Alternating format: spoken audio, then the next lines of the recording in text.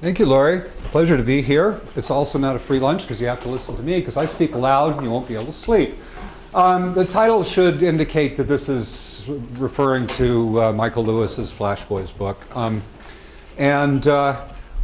should say at the beginning that when financial economists talk about high-frequency traders, we often end up sounding like apologists, that all's right with the world. And there is a certain extent, that will be to a certain extent true in my talk today. I was struck in reading Michael Lewis's book, first by how fabulous a writer he is, but second about how his discussion of the role of high-frequency trading largely ignored two important facets of trading in markets. And that is, first, that there is competition among a lot of people trading in those markets, and second, that those who provide liquidity, those who provide, in quotes, have to deal with the problem that they may be dealing with traders with better information than they have. And so I have to start off with a little bit of introduction to that idea. At first thought, what is so hard at buying at the bid and selling at the offer? You may only make pennies a day, but we trade 3 billion shares a day across all venues. A penny times 3 billion is a lot in a day. Well, it isn't that easy. And it isn't that easy because, first, we know that a reasonable amount of the liquidity, reasonable amount of quoting done in these markets is done by high-frequency traders because by some estimate, sorry.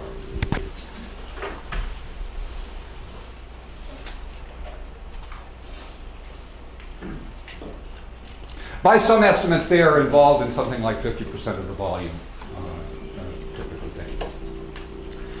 There's competition among those high-frequency traders. We don't know for sure. Actually, I find it interesting that we don't know for sure. Maybe it's just that I don't know for sure, but we don't know for sure exactly how many active high-frequency traders there are, particularly in equities. And I go with an estimate of something around 20. It's interesting. I had an opportunity to chat with some principals at Virtu Financial, which is a very noted high-frequency firm. This was back in 2010. I went down to their offices to chat with them, and they said, well, what do you know about us? And I said, all that I could find on Google. And they said, well, we are a very active firm. We are responsible for something like 20% of the equity trading in the US. I said, well, that's a big number. And he said, yeah, but we said if you went to all the high-frequency traders and added up the percentages, it would come to about 200%. None of these are audited statements. Nonetheless, we think they are very active in trading in general, and in particular providing liquidity. One of the problems that high-frequency traders in general, liquidity providers in general admit, is that they worry about trading with individuals who have better information than they do. Now, who are these informed traders? I think of them, the first one that comes to mind is insiders trading on inside information. There's been 10 or so successful prosecutions in the last 5 years or so, so we know that it goes on. We don't, however, in fact, that is probably the primary source of the problem of trading with people with superior information. We think that there are those who do fundamental analysis of firms, and if they figure that a stock is underpriced, they go in and buy, and overpriced, they go in and sell. And those are traders that probably have better information. Another form of informed trader that is somewhat important for my analysis today is what I call event informed. These are traders who are trading on information before it becomes public. We heard about some noted cases of that. The Michigan Consumer Sentiment Survey sold the index number 2 seconds before it was made public. There's a very interesting result there. So some traders got this information 2 seconds before the public. The right price was determined within about within about 20 trades, taking about 200 milliseconds. It's really fascinating that the information gets impounded and the price is that fast. But that is another form of informed trader that those providing liquidity have to worry about. Now, what is the response of people providing liquidity, people providing quotes, to the possibility that they will be trading with traders with superior information? They increase the spread. They lower the bid at which they are willing to buy, and they increase the offer at which they are willing to sell. The idea is to try and make up the losses that are going to be made to trading with informed traders by making the spread from uninformed traders. We'll also see that they'll use a quoting strategy to minimize the loss to the informed, and that's sort of what I'm going to be talking about. So, I also should have prefaced this. This is perhaps a paper unlike others you've seen. This is a paper I'm writing with Merritt Fox, who's a law professor across the street at Columbia Law, and Gabriel Rauterberg, who's a visiting scholar there. This will be for a law review article. You're not going to see any numbers. There's no empirical work here. This is in the long history of legal writing filled with speculation and speculation. Leave it at that. And so one of the things we have to do when writing for a law review article is talk about, and if you're talking about regulation in particular, you want to say, well, what is the purpose of regulation? And in order, if we're going to be affecting the profits that are going to be made by, say, informed traders by some change in the regulation, some regulation that might affect high-frequency traders and the way they can interact with informed traders, then we better be thinking about, well, what are the social goals of that regulation? And so one of the things we have to talk about is, well, what is the value of informed trade here? And we think that those doing fundamental analysis provide a real social service. They make prices more accurate. They make prices convey the future fundamentals of the firm that they have discovered by doing this analysis. And that is a good thing. It means that resources can be allocated more efficiently. It means that we can have compensation contracts based on the price that are more likely to be accurate, to reflect the real contributions of the people we are compensating. I will state boldly, the other informed traders I'm talking about, the inside traders, insiders trading on inside information, the event-informed trading on an announcement that's going to come in a few seconds or a few hours or a couple days, they actually don't provide anything of social value. They make prices more accurate. That is, a price reflects the Michigan Consumer Sentiment Survey 1 second and 600 milliseconds faster than it would if we just waited for the public announcement. There is no particular value to that. So, what I want to talk about is, in this regard, is what is called front-running in the Lewis book. It's actually, I'll call it, front-running as a specific legal term, and that's not what we mean here. I will talk about it in terms of quote cancellations. And so let me just set it up with an example. Me First. Okay, it's not a very good hedge fund name. You know that the hedge fund names are in short supply? All the trees are gone, all the rocks are gone, all the parks are gone, so you have to choose something like this. So Me First gets processed news from Ravenpack. Ravenpack actually is a real company that does collect bits of news from various services and packages it together, provide some analysis. And I'm suggesting that Me First actually does provides some additional analytics which informs its trading strategy. So let's just suppose it hears of important news that's going to be coming out about Amgen. And it will be publicly available in a couple of seconds.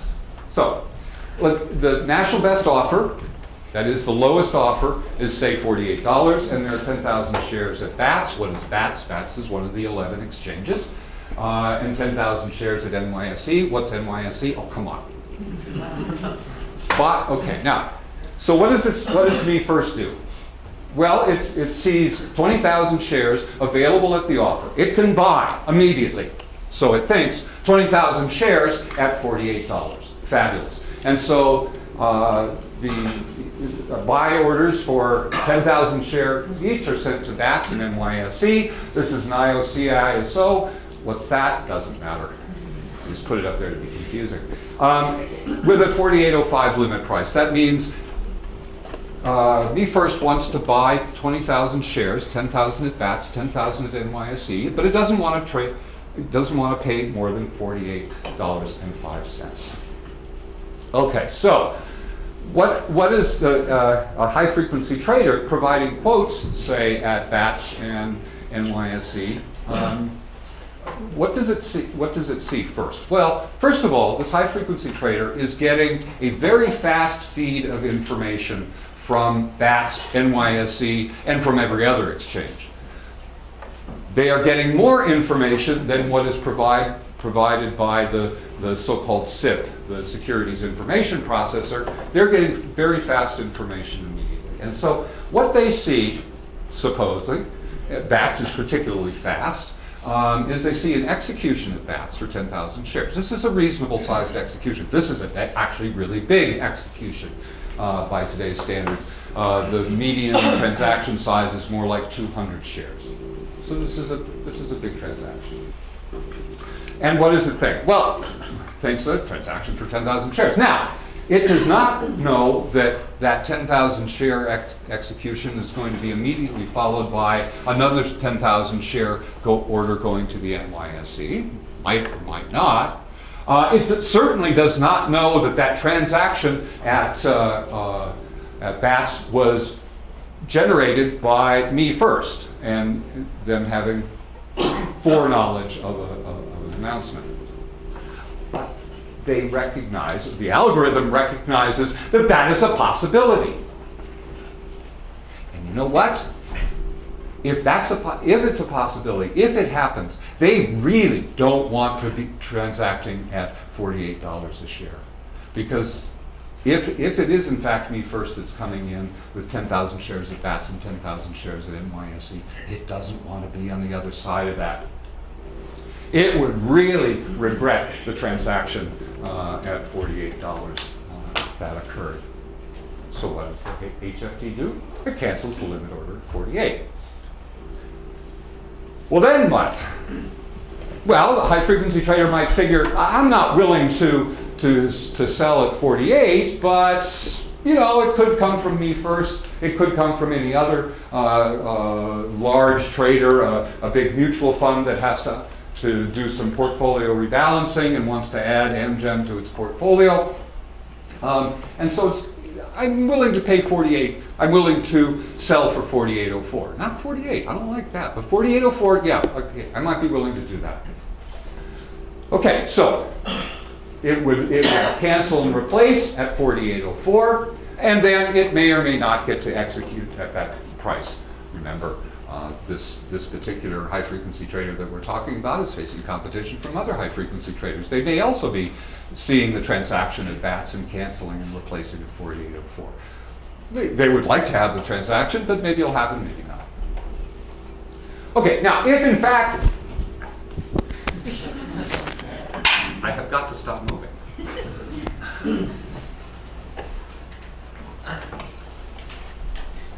Okay, I'll plant. If in fact it's not me first, or it's not a large order, what will happen? Well, high frequency trader will say, oh, phew, nothing happened, cancel my 48.04, put it back at 48. And we continue on, because there was no informational event. I didn't get any information out of the transaction.